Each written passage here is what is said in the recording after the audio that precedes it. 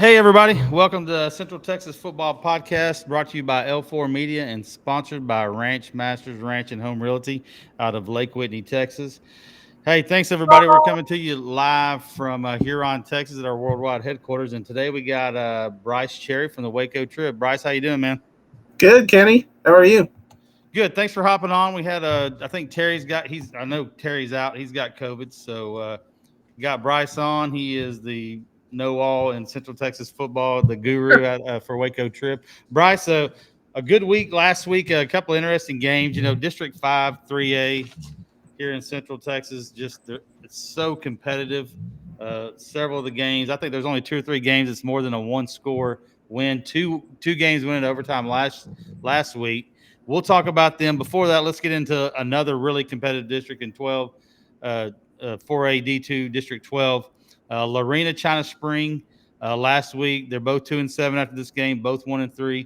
China Spring was down late, came back and scored, held Lorena there at the end. I believe they got an interception with 9 seconds left. Really, I didn't watch the game. I saw some highlights, a back and forth game. Really shaped up to be kind of a classic. What was your thoughts on that one?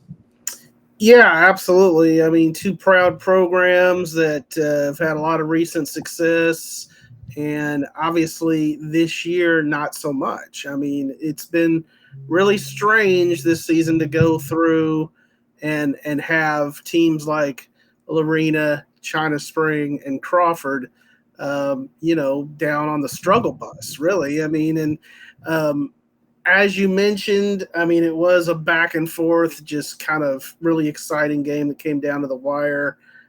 That's kind of what I expected, just because I called it on our podcast, the Desperation Bowl. China Spring obviously had to win. It was a season saver for them, and now they still have some hope.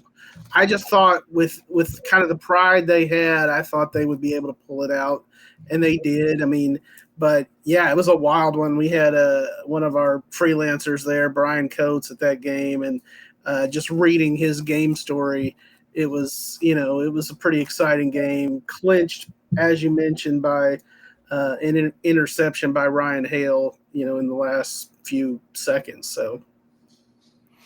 Yeah, that was a good one. Now, we'll talk about that here in a little bit. Just the schedule of games for the week 11 for that one. We'll talk about it here in a little bit. So let's go to Grandview West. Another great game, overtime. I watched a little bit of it on my way to Groesbeck to go watch Whitney Groesbeck. It was 7-0 early. West was up. West was inside their 5, about to go 2-score lead. Something I don't know what happened, but at halftime it's 14-14, kind of a back and forth battle. They go to overtime. West does kick the field goal to take the early lead. Then Grandview comes back and scores a touchdown. So that sets Grandview up for with Mahia for the district championship. Aiden York, I think is West's third string running back. He went 26 carries for 95 yards. They're young at quarterback. Dub Miller's just a sophomore, replaced his brother from last year. Or Dub Crane, not Dub Miller. Dub That's Crane, an yeah. old singer-songwriter showing my age. Wes is just, Coach Woodard does, I used to say this about Craig Horn, I still do, does more with less. And I think, and not taking anything against Wes, but Coach Woodard does more with less, not less, but he just does really well. When you think Wes is going to be down, they're still going to be there at the end of the year in the thick of it. Great game. What's your thoughts on that one? Yeah, just a fun district, and we've talked about it all year that I feel like the two teams that wouldn't make the playoffs in this district were going to be a lot better than a lot of even playoff teams that are out there. I mean, to me, you look at Groesbeck, who we'll talk about, I guess, but they were 4-1 in non-district. And so it's just been a really, really competitive district. I mean, you see what West's defense has been able to do week in and week out.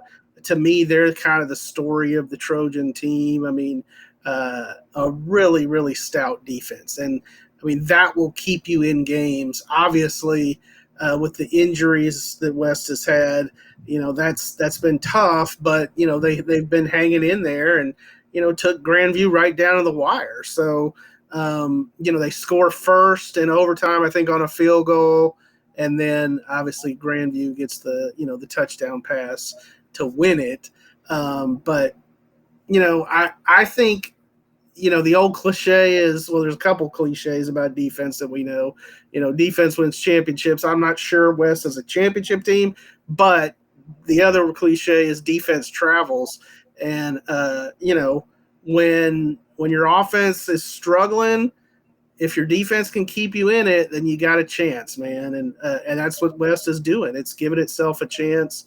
I think if we look ahead to this West Whitney game, to me, if you're just dumbing it down, like if it's a slugfest, it favors West. If it's a shootout, it favors Whitney. I think Whitney probably has the more explosive offensive pieces, but West clearly has a really rugged defense. Yeah, and that's kind of Coach Woodard's MO. They want to run the ball, and they're going to stop the run. And Coach Souders does a great job over there. He's been their defensive coordinator for a long time. Really does a good job over there. Their back was against the wall. They needed a couple of things happen. First, they needed Grandview to beat West. They got that. That happened about midway through the third quarter, because I don't know if that game started at 7 or just Whitney Groesbeck was such a barn burner. It just took so much time. But Whitney won 74-41. I think they're still scoring in that one. Yeah, they just scored again. Trent Platt at Groesbeck, I don't know that he gets enough credit for just how good of a football player he is. Talked to Coach Haynes today in his coach's show, and he said he's kind of a generational type quarterback. He's been starting for Groesbeck since he's a freshman, when their quarterback went down midway through the year. And then, he started his sophomore, junior, and his senior year. The kid's got a rocket arm. He's fast. He's not huge, but very underrated. And they're missing their sophomore, Jordan Smith. I think he's been out for a couple of games. But they score 41 on Whitney. Whitney's kind of a Jekyll and Hyde defense. You look at the defense that held West Mark to 7 points in the beginning of the game. The defense that held a Rogers team that was averaging 50 points a game to 13 points, held Hillsboro to 12. But their offense is finally clicking. I think they kind of got in the funk when Jonte Johnson got injured at the first half, into the first half of that Academy game, and really only scored 7 points in the first half combined of Maypearl and Grandview. At Mejia, they scored some points, but they gave up a ton of points, and now they're kind of rolling against Groesbeck. Mason Seeley, 200 yards, several touchdowns. Devion Walter, who has replaced Jonte, he rushed for over 100 yards. Angel Saucedo, almost 100 yards. So the running game's doing well. Now, we'll talk about it here in a minute. That's going to be a big game. And then you go to Maypearl. Did you get to watch any highlights of that Whitney Groesbeck game? Did y'all have anybody there? I don't remember seeing a write-up. We did not have anybody at that one, but man, it's crazy to think that those two teams combined for 115 points, and like you said, Jonte Johnson isn't even on the field for Whitney. 74 is a lot of points. It looks like a 6-man score when you look at it, for sure. And so, I do think that's a good sign for Coach Haynes and his team, because, it means they're trending up in that direction for sure. Like you said, I think when Jonte first got hurt, they had to figure some things out. But I give it up for these teams that have been able to, navigate the injuries and come out on the other side. I've covered a team like that all year in Midway, who's just had one injury after another to really key players. And so, they just keep winning. So give it up for Whitney, who's at least put itself, in position.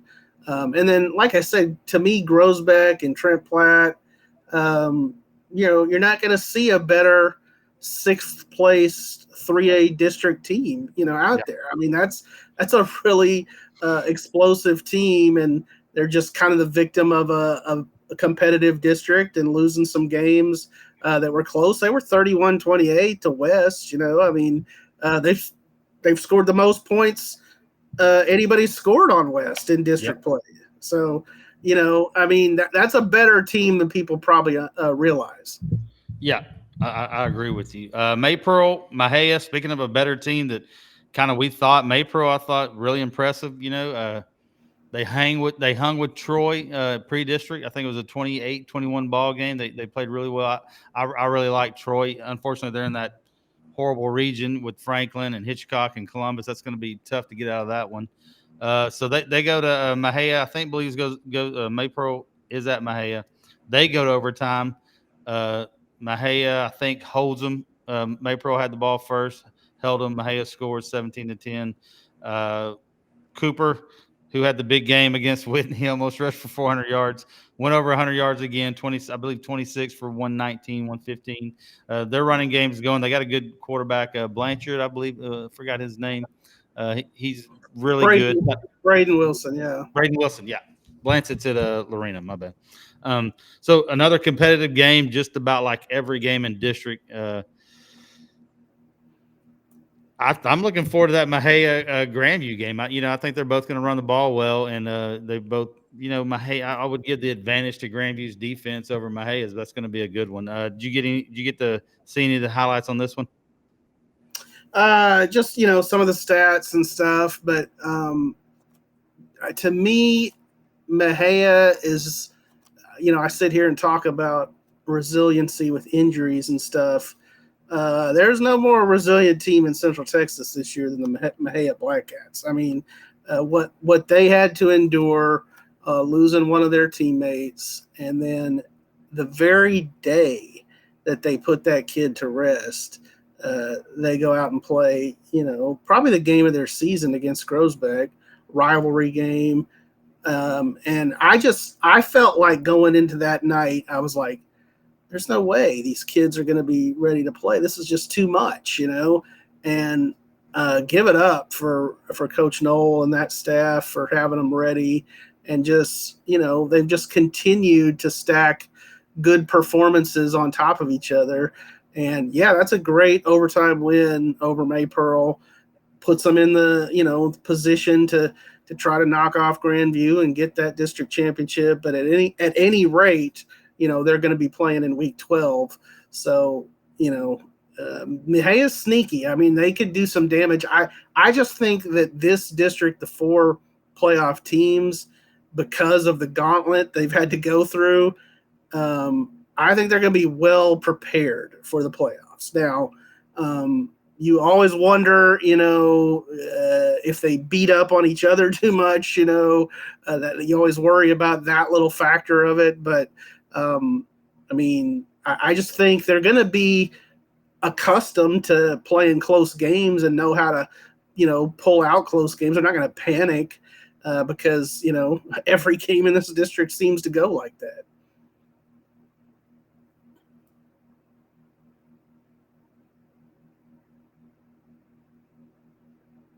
Hey, Kenny, I lost your audio, man. I can't hear you. There you are. I got you. There we go. Yeah, this microphone likes to go off. I got to unplug it and plug it in. So, yeah, I agree with this. It's a very tough district. I agree with you on that. They're going to be battle tested. I don't know that they're going to challenge a Jefferson or a Malakoff for a region championship. I think there's a team. They're 2 in there. They'll probably go 2 or 3 rounds deep, and make a little bit of noise. So let's talk about District 538. You got Mahia Grandview for the district championship game. The winner will be the champion because whoever wins that game will have the head-to-head. And then you go to West Whitney, which that'll be more than likely. I don't see any other scenario where it wouldn't be the fourth. The winner goes on and the loser goes home. Whitney is 1-3. West is 2-2. If Whitney beats West, they'll be tied 2-3. Whitney would have the head-to-head. If West wins, then they're 3-2. They get then Whitney's out of it because they'll only have one district win. So that's going to be a big one. They moved that game to Thursday night because of the weather. I talked to Coach Haynes. He thought that there's a greater chance for thunderstorms on Friday night than there are Thursday night. So He and Coach Woodard kind of talked about it and said, yeah, let's move it Thursday. That'll be a good one, and that's kind of may get a little bit more people in the house that, some media type folks may come up to come watch that one. I think it'll be a good one. Big time rivalries. Whitney got them last year. They kind of flip flop back and forth the last year or two. I just think if you're West, you're going to run the ball down Whitney's throat. Because Whitney has proven they just can't stop the run. Jacques Cooper almost rushed for 400 yards on them. You look at the running back from Academy. He ran for almost 200 yards. Grandview, they had, I think it's Dominguez and Hubbard, number 0, number 5. They just ran all over Whitney. So I think it's pretty obvious. West is going to come out here and run the ball down Whitney's throat. Maybe, they'll have Dub Crane throw a pass or two. They like to throw those quick slants. And if you're Whitney, I don't know that you're going to try to run the ball against West. The defense is really good. Like you said, Groesbeck scored 28 on them. I think Robinson had 26, and that took 2 overtimes to get to 26 points. And we know what kind of team Robinson is. So I think Whitney's probably going to spread it out and try to out-athlete them on the outside a little bit, and maybe that might soften them up the middle. That's what I think. What about you? Yeah, no, like I said, I agree. I just think that an up and down game certainly favors the Wildcats, and then more of a grinded out kind of game. You mentioned it. Coach Woodard. There's a lot of football coaches who love that formula of let's run the ball, let's play defense, and let's keep the other team's offense off the field. Let's do some slow burn type drives. And so I think, that's West's path to victory. And like you said, I think if Whitney can open it up and score on some big plays and some over the top stuff, then that would really favor the Wildcats. The one question I have, because I agree with you that it seems pretty cut and dry that this will be, just the play-in game for 4th. I guess it would get interesting if somehow Groesbeck knocks off Maypearl, and then Whitney knocks off West, and you get a little 3-way tie there at 2 and 3. I haven't done any of the math on the numbers on that. I assume there's some sort of point differential in that district, but that would cause a little chaos, I guess, if growth. And we've sat here and we've talked about how Groesbeck's a better team than people probably realize. I wouldn't think they would knock out Maypearl, but it's not like they're just some team that's going to get run over either. No, this isn't a Live Oak Cliff or a Gateway. Let me ask you this. So say Whitney beats West, Groesbeck beats Maypearl. So you got 3 teams sitting there at 2 and 3 in district. Mm-hmm. Maypearl, West, Whitney. Now Maypearl has beat West and Whitney. So if you're a 3-way tie, have you found, I don't know a whole lot about it. Do districts do any kind of head-to-head when it's a 3-way tie, or does it just go to point spread maybe? Well, so this is a great question, and I will just give you an example, because here I am going into Midway's last game thinking, so Midway, the 4 teams in that district are set. It's Midway, Harker Heights, Temple, and Shoemaker. Temple and Midway are going big school. Harker Heights and Shoemaker are going small school. And so I'm thinking if Midway wins tomorrow on Thursday against Copper's Cove, which they should, they will have a head-to-head win over Temple and would get the number 1 seed. And so now I'm talking to Joe Gillespie today at Midway, and not so fast, my friend. They use the friggin' point differential as their primary tiebreaker. And so, yeah, I think it just depends on the district, and that's why you got to talk to these coaches and find out, which is, it's a lot of work, but yeah, it's crazy. So here's the deal. Basically, even though it, like in the Midway example, if Harker Heights wins, it's the outright district champion. If it loses and Midway wins over Cove, Midway, Temple, and Harker Heights would share the district championship, even though that would be cool for Midway. They're kind of hoping Harker Heights just takes care of business against Temple, so they just automatically get that 1 seed. Because here's the deal, and I know this wasn't even on our list of things to talk about. No. The 2 seed in the big school gets Waxahachie. The 1 seed in the big school for 12-6A gets Waxahachie at home, no less. So Midway would play Waxahachie at Panther Stadium. If you're the 2 seed, you get Duncanville. Yeah. So there's a very good reason to get that 1 seed. So the point differential on that is Midway is -5 because they beat Temple by 3. They lost to Harker Heights by 8. So they're -5. And so if Temple beats Harker Heights by 6 or more, Midway is the 2 seed in the big school. And they're playing Duncanville at Duncanville.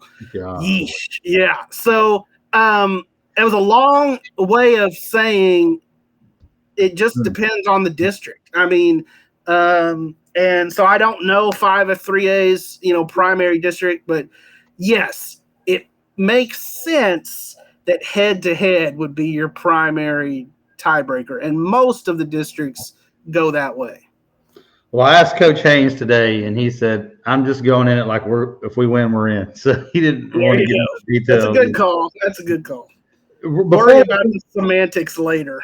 Yeah. Before we leave 5-3A, we talked about injuries, how Midway's going through injuries. So if you would look at 5-3A back in June, Grandview still had Julio Allen, who transferred to Crowley. We know what happened at Mejia. They lost their player, and Clish at West. So all these teams, I don't know Maypearl, but Whitney lost Jonte Johnson. So they're all kind of different teams than what we kind of thought they were going to be back in June. And of course, we didn't know, and Groesbeck lost the Jordan Smith. I don't know I know he hadn't played in several games. I don't know what happened there. I haven't talked to Coach Bomar about it, but he didn't play against Whitney, I know for sure. And so this whole district, really competitive. We knew it was going to be competitive. It kind of changed because just about every team lost one of their best players due to injury or a transfer or whatever. So really interesting there. So we got Mejia, Grandview for the district championship. I'm sure y'all picked that game. This won't go out till tomorrow afternoon sometime. So who do you think? I think I picked Grandview, but it certainly would not surprise me if Mejia wins that one. Like I said, this district has just been pretty tough to pick, really. Yeah. I mean, if you get the 3 district games on a given night, all 3 of them right, you've done something. Go buy a lottery ticket. Yeah, good luck with that. All right, let's skip over to 4AD2 District 12. So we talked about the Lorena China Spring game, China Spring. So got that win. So now you got China Spring, Lorena, and Gatesville all at 1 and 3. Do you see any upsets this week? Or what's the most likely upset you think? Well, here's the thing. It would be a big upset, obviously, if China Spring beats Robinson. That would have been crazy for us to think back in the summer, but obviously the way the season has gone. But here's the deal. I mean, basically Robinson has nothing to play for this week. Robinson is locked into 2. La Vega is locked into 1. Those 2 spots are set. Yeah. So if Coach Lancaster and the Rockets, I don't think they'll do this, but if they just wanted to, take the last week of the NBA season route and rest their dudes, for the playoffs, they could do it. And, and China Spring, meanwhile, is, fighting for its playoff life. So, I mean, there's a recipe there for an upset. All that said, I picked the Rockets. I think Coach Lancaster will want to get some momentum, going into the playoffs. And same for I don't really see this Lorena team beating this La Vega team. I think that's a tough ask. I think La Vega is kind of peaking at the right time. They entered the state rankings this week. They're number 10 in 4AD2.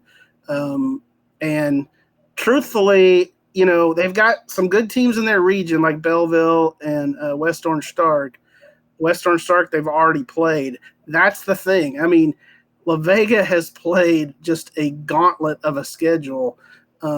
So when they get in a game, let's say they get West Orange Stark again in the playoffs, they're not going to be intimidated by them. I mean, they've seen them once. Obviously, West Orange Stark won. But, I just think La Vega's finding its groove at the right time. So then you've got Gatesville and Conley, and that's a really interesting one to me. I think I took Conley in that game. It's at Conley. Not that home field always means quite as much in high school football, but I think that one will be a really good game. Gatesville is so heavily reliant on Rayshawn Smith, their running back. Not that they can't do some other things too, but he's their bell cow. Really, really good player. Now Conley, they don't have much of a passing game. That's not really what they do. But they can really run the ball with Jamarian Vincent and Braden Ford. So I don't know. I think when it all kind of falls in, I think it's going to be, Conley 3, Gatesville 4. Obviously, for Lorena to get in there, they're going to need a win over La Vega, yeesh, and then they're going to need, to be tied there with Gatesville because they do have the head-to-head over Gatesville. So, that's a pretty tough chore. So I think it'll probably, be chalk. I think, it'll kind of go like we expect.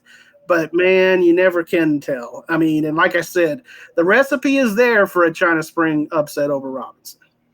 And, that's kind of the same thing in the scenario we talked about in 5-3, a three-way tie. If all three of those teams lose and they're all 1-4, I guess that would be a points deal. Or have you talked to any coaches over there on the three-way tiebreaker? Have you got any? I haven't. Sometimes you can get in the weeds on this stuff.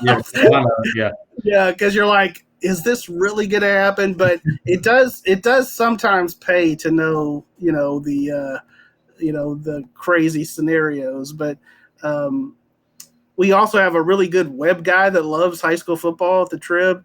And so I rely on him a lot too, because he's out there scouring and figuring out what all these things are. That's always good. Hey, let's go to 2A D1 District 7. So you got Axtell 4-1, Italy 4-1, Dawson 3-2, Rio 3-2, and Itasca 2-3. So Axtell has Itasca. I think Axtell wins that game. So the thing is, Italy, who beat Axtell earlier in the year, they got beat by Itasca last week. Italy lost their quarterback, Jared Wood, who is a really good quarterback. He runs the ball really well. I saw him. I think it was the kick 6 against Rio. They scored. He had like 2 long runs, and I believe he returned that kick for a 6. So if Dawson can knock off Italy, then that would give Axtell the championship. And then I think if Rio can beat Valley Mills, Coach Woodard, he'll have Rio back in the playoffs. That's a fun district. Axtell's kind of not. I'm not going to say they're stumbling a little bit, but games are probably a little closer than you would think. I was at the Valley Mills game, and Valley Mills was toe-to-toe with them for a while, and Axtell finally took over. I think a turning point was when Colton Horn took a little wide receiver screen, 96 or 94 yards to the house. AJ Fetch kind of, Colton Horn came in for him last week a little bit and played kind of the Wildcat. I don't know that he struggled. I heard is Levi Leathers, I believe is he back this week? That's what we heard, was that Levi would be back. So that would be huge for Axtell. Yeah. And I thought Fetch played well enough. Coach, Craig said that, hey, the kid's a heck of an athlete. He's just always been behind Levi. They're both sophomores. So That's interesting. I'm kind of happy for Rio. That's right down the road from me, about 15, 20 minutes. Coach Woodard's doing a good job over there. A couple of guys I know coach over there. How do you see this shaking out? Man, Not to put as much as we talked about that 5-3A district being so competitive, I mean, you're used to going into week 11 in a district with probably at least one team undefeated and at least one team in the district who hasn't won a game.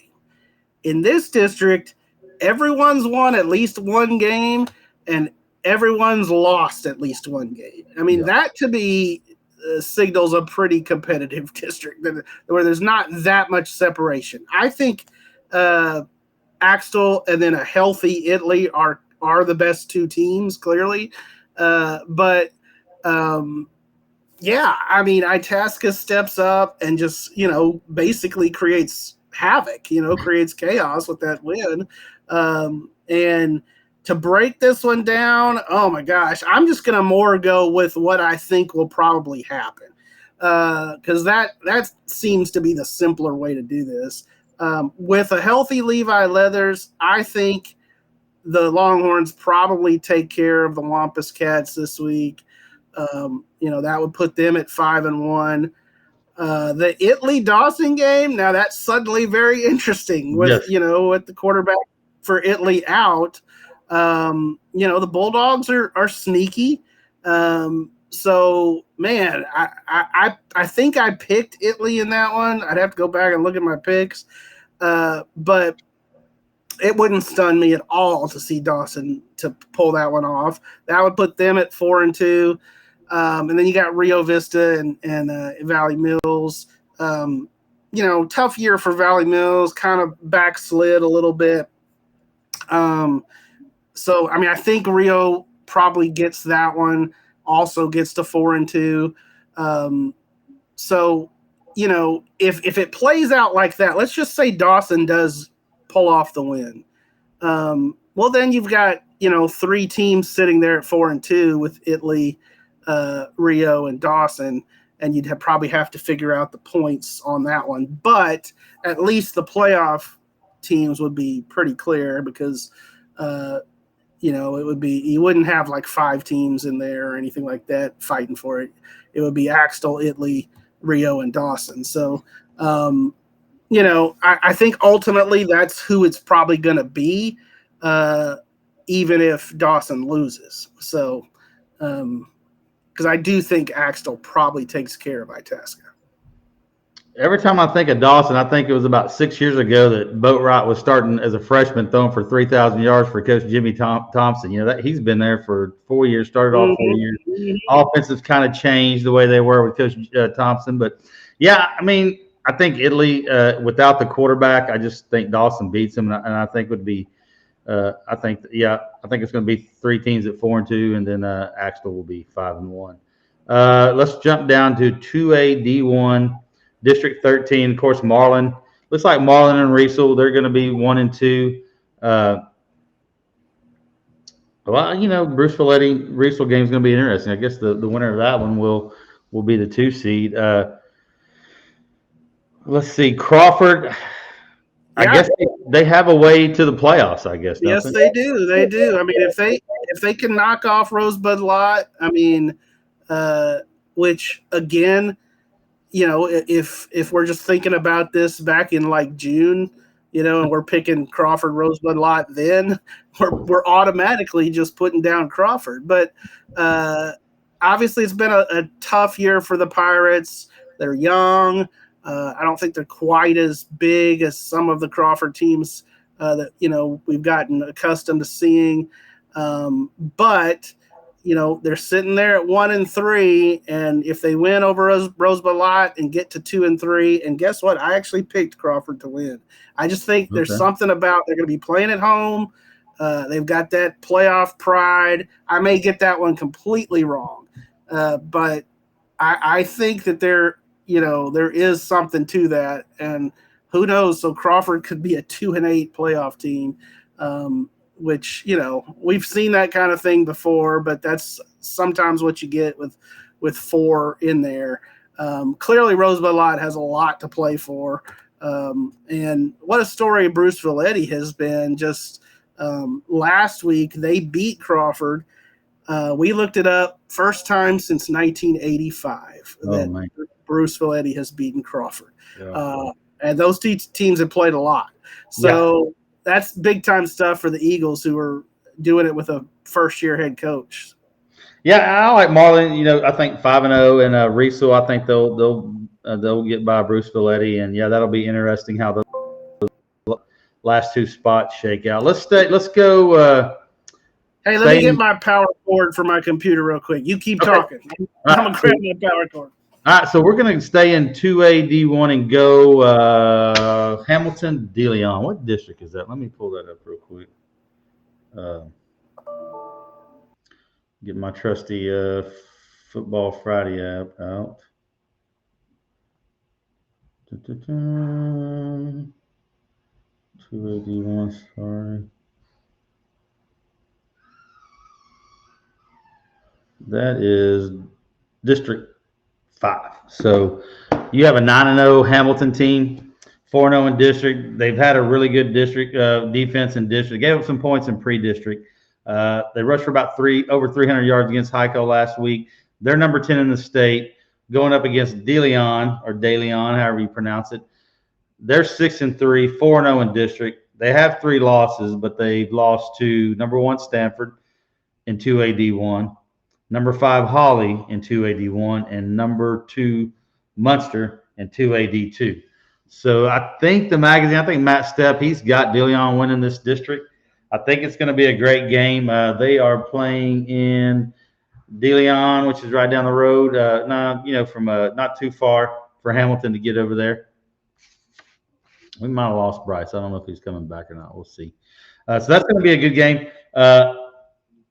It's hard to find stuff on Hamilton. They don't do max preps. The newspaper, I guess, if they keep winning, I might have to break down and get a subscription to them. I've been high on Hamilton. I think Hamilton, I've had them as that Region 2 favorite. Kind of overlooked De Leon a little bit. I know you've got Axtell and some other dudes, Wolf City and Mildred, kind of on the other side of 35. But man, De Leon's their resume looks really good. All right, I think we lost Bryce. I don't know that he's going to be coming back. I think his computer died on us, so we'll give it a second. We're actually live streaming. Yeah, we lost him. Hey, everybody, thanks for tuning into this episode of the Central Texas Football Podcast. Thank you to L4 Media. Thank you to Ranch Masters Ranch and Home Realty out of Lake Whitney, Texas. Keith Reed, Julie Reed, they run that thing. They do a great job. We appreciate them being a sponsor. Let's see. No, he's not coming back. Let's see. There he is. Let me bring him back on. There's Bryce. There you are. Sorry. Apologize. No worries. I know kind of Hamilton's probably a little bit out of y'all's area, but I think it's a great game. I've kind of overlooked De Leon this year. We usually do a Ask Matt Stepp a question of the week, and we talked about Region 2 and 2A D1. And we talked about Hamilton, Axtell, Mildred's undefeated over there, Wolf City, and some teams up north. Kind of overlooked De Leon, but if you look at them, they're 6-3. They're one loss is to number 1 Stanford, to number 5 Holly in 2A D1, and to number 2 Munster in 2A D2. So not a bad resume at all. I mean, those 3, if you want to call them a quality loss, that's what they are. They're 6-3. Hamilton goes to De Leon. Hamilton rushed for over 300 yards against Hico last week. Their defense has been really good in district. I don't know if that's a product of their opponents or they're just getting better. Have you followed Hamilton any this year? Is that kind of outside y'all's jurisdiction, maybe? Hamilton is in our coverage area. In fact, they're the only team in that 5-2A district that we do cover. We have found Coach Marwood's a little hard to get a hold of. so that sometimes I think they just think, oh, well, the Trib doesn't cover us or whatever. Yeah. To me, they're one of the stories of the Central Texas season. I mean, in terms of what they've been able to do, sitting there at 9-0, 4-0, state ranked, and like you said, coming off of a really good win over a long time rival in Hico. I mean, that's a really good low key rivalry, Hamilton Hico.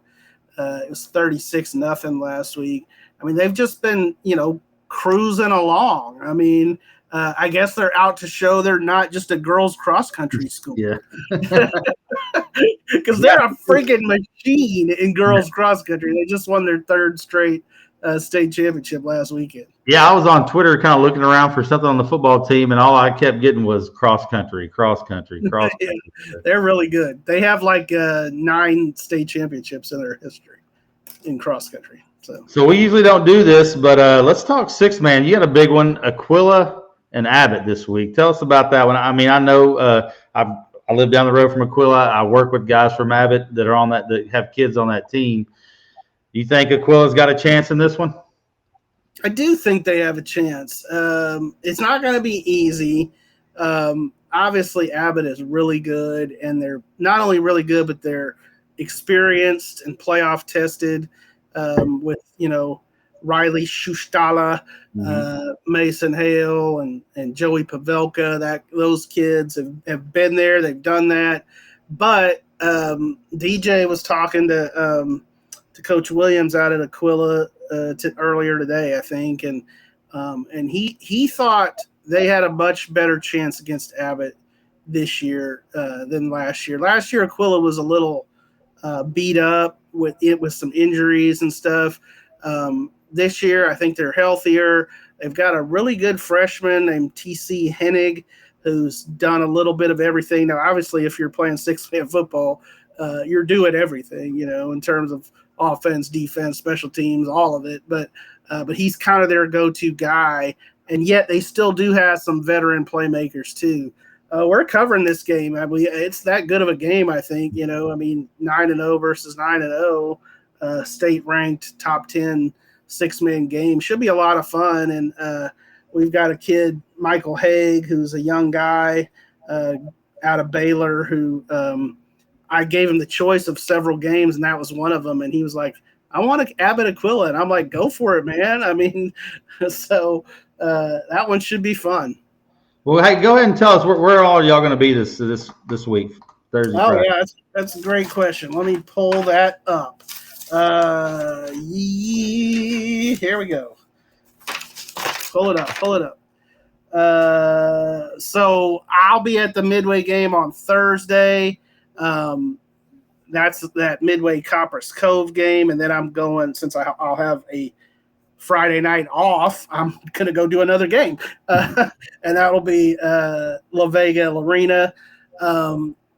DJ is going to, I thought I had a list here and I couldn't find it, but she's going to, oh gosh. Well, Chad was going to go to West Whitney, and then that one got moved to Thursday, and he's got something Thursday.